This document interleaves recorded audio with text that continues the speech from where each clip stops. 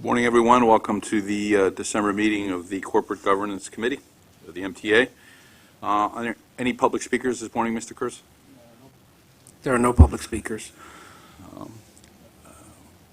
Could I have a motion to approve the minutes? Second. Any comments, questions, or revisions? All in favor? Aye. The minutes are approved. Draft committee work plan.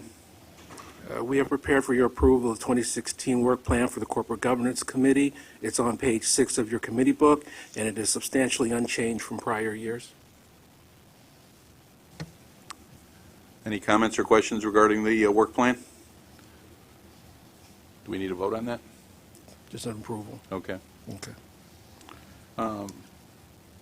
Review the MTA bylaws. Each year, this committee is required to review the MTA and the MTA agency's bylaws, which begin on page 7 of your committee book. At this time, the staff is not recommending any changes to the MTA bylaws. Any comments or questions regarding that item? Very good.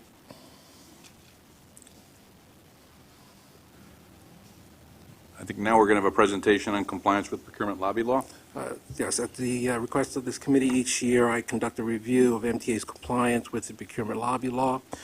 We have confirmed that each MTA agency has adequate policies in place to ensure compliance with the requirements.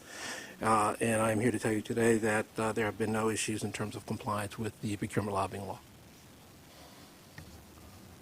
Any comments or questions on that item? There have been no legislative changes that affect us directly. Any changes have already been incorporated into the MTA policy. So what we do is we get the policies from each of the agencies and we conduct a review to ensure that they're in compliance. So they are.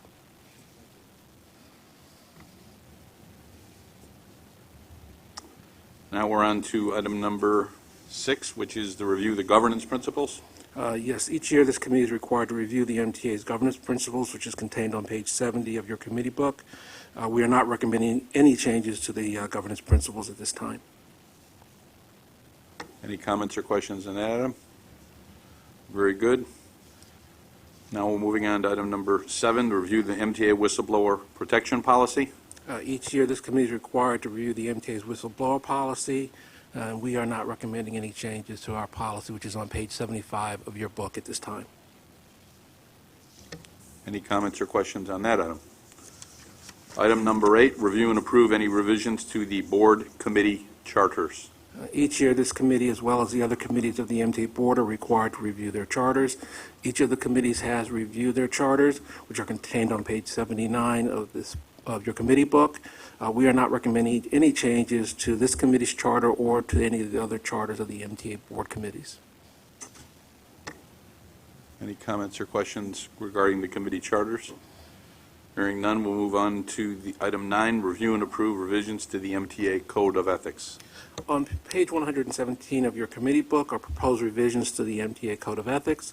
The Code of Ethics was last revised in November of 2014. Subsequent to the adoption of the current version of our Code of Ethics by this board, the Joint Commission on Public Ethics issued new and revised regulations regarding, among other things, outside employment and outside activities. The proposed substance revisions to the MTA Code of Ethics are to ensure that our code continues to be consistent with those revisions and to formalize our conflict of interest recusal process. Among the most significant changes, we are requiring that annually our employees now must complete a certification regarding their outside employment, outside activities, that outside compensation threshold for obtaining the Joint Commission's approval for outside activities or outside employment will increase from $4,000 to $5,000 per year, and recusals regarding conflicts of interest will now require the approval of both the agency ethics officer as well as myself. Comments or questions on those changes regarding the Code of Ethics? Very good. Item 10, review and approve the MTA policies in connection with the provisions of the Public Authorities Law. Public Authorities Law Section 2824 requires the MTA Board to, among other things, establish policies regarding travel, the payment of salaries, compensation, and reimbursement rules for time and attendance of the Chief Executive and Management. The MTA and its agencies have existing policy addressing all of the above subject matter areas. Most of these policies are all agencies. However, there are agency-specific policies as well. Because Public Authorities Law 2824 requires formal board adoption of these enumerated policies, an exhibit book has been prepared for you that includes the relevant policies for your review. All of the policies in this exhibit book are revisions to existing policies which have been approved by the respective agencies and are being presented to the board for its review and approval. Do we have to take a vote on this? Yes. First of all, do I have a motion? Second, any comments or questions regarding all of these items on the Public Authorities Law?